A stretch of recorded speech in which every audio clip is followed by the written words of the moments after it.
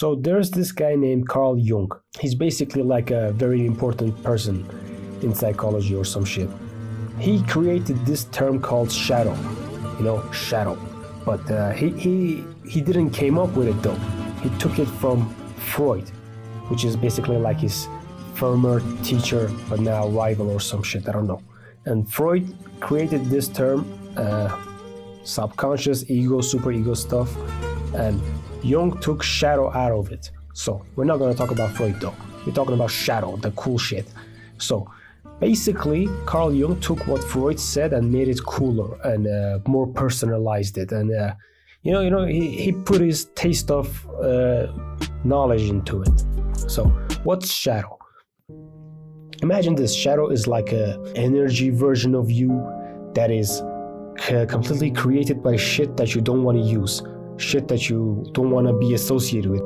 Everything that you want to throw away, you put it into shadow. So what are we talking about when we say throw away?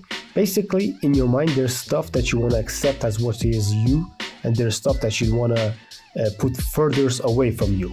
Like, you know what I'm talking about. Everything that you don't want to be, there's a reason for your hatred towards it. And basically, Jung calls that your shadow. Idea of having everything that you don't like put into one person. And that person is the same thing that drives you to be what you are. Naruto Uzumaki was an orphan in Naruto animes. I don't know if you guys have seen this. And he's basically shunned by his villagers. Like they would kick his ass or some shit. They were like, yo, this is the kid who killed our people in his previous life or some shit. Like they didn't believe in, reincarnation. They were like, yeah, this is responsible for his demon shit. This made him isolated when he was growing up. He was basically very hated child, and all of that loneliness and isolation had a term on him, had an effect on him. Basically, when you see a kid who's always isolated by other kids, he's ready to get some diagnosis right there. Like he's ready to collect mental disorders like it was Pokemon shit. All of that feelings that he had, that anger, that hurt, and wanted to be seen, everything that he wanted to be when he was a kid out of his childish mind, became the very emotions that he was repressing when he grew up. And all of those negative feelings that he had when he was a kid, he didn't want to be that exactly because of what he associated himself with.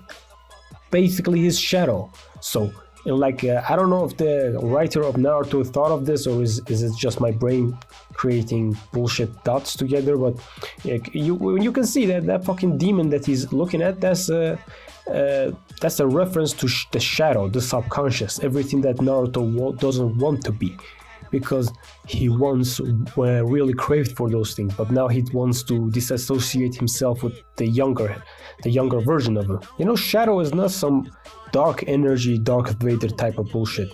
It's always demonized basically, and the view of it is something that we need to fight and something we need to repress more. But that's just gonna add on to the problem of the shadow being repressed. What we need to do, like everyone, is to look within themselves and see the shadow in a reasonable lens without any biases, because most of their views have been affected by the biases that they have created throughout their years of growing up. It's like data that you collect while you're playing, not something that's given to you by birth.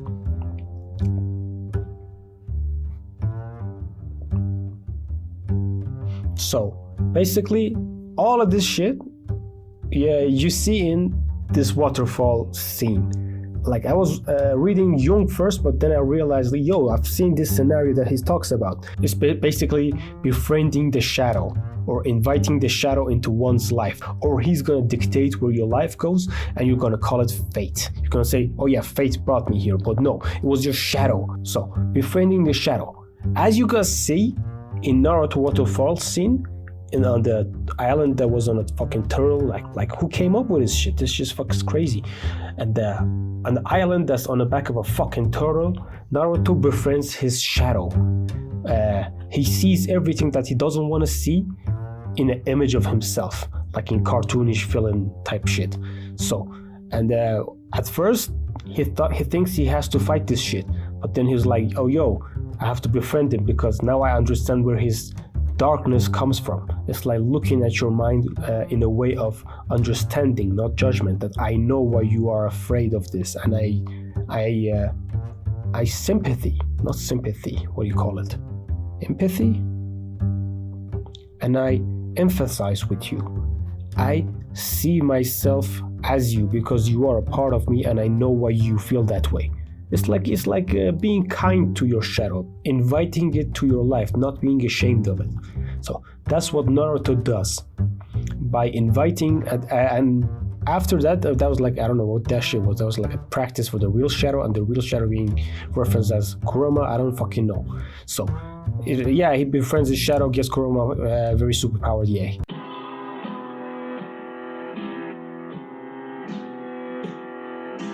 So now you might ask, why do I need to befriend this weirdo, basically my shadow? Like, what if I just live my life without him? If you never acknowledge the shadow, you can't fully grow within that inner world. You're just gonna be stuck at what you are. So everything outside will change, but inside you will not be able to see the reality of what your inside is truly, because it's gonna be filtered by shadow. It's basically like a censorship. So don't be anti-speech in your own brain. Guys, I'm very sorry that I post very randomly, you know. I'm not really doing this YouTube shit out of discipline. I'm just doing it out of whatever I feel like it. And I'm not proud of it, you know. It's because of my laziness. The initial lack of shadow integration in Naruto is explained by the brashness and the blind spots. When Naruto learns of what Kurama actually is, his strength doesn't become a burden anymore. It becomes his superpower. So when you let Kurama speak, your Kurama, you're within Kurama, he will give you his power rather than take it away anymore, because his side of the story is your side of the story. He wasn't created by some Wi-Fi virus shit. It is within you. You have created this at a certain age, and you now have to deal with it. You know. That's what I think Shadow or Kurama or fucking Jung, whatever he was talking about, I don't know. That's what this shit is. And